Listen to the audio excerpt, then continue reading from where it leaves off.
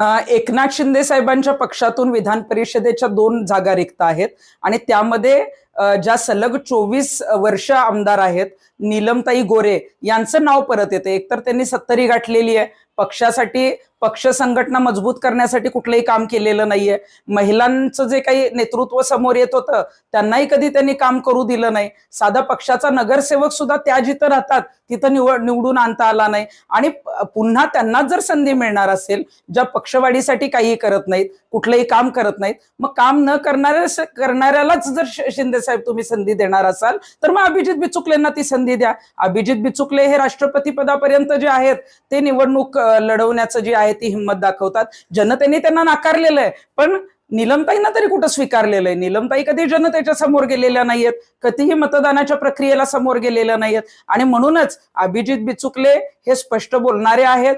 त्यांचे जे आहे ते आपण बघतो की त्यांना भारतामध्ये ते लोकप्रिय आहेत, त्यांना अनेक लोक फॉलो करतात आणि ते हिंदू विचारसरणीचे आहेत। शिंदे साहेब हे साताऱ्याचे आहेत आणि अभिजित बिचुकलेही साताऱ्याचे आहेत, त्यामुळं तुम्ही जर अभिजित बिचुकलेंना संधी दिली तर निश्चितच नीलमताईंपेक्षा राज्यभरात दौरे करून पक्ष संघटना वाढवण्यासाठी जे आहे ते चांगले काम करतील आणि संधीचं सोनं करतील।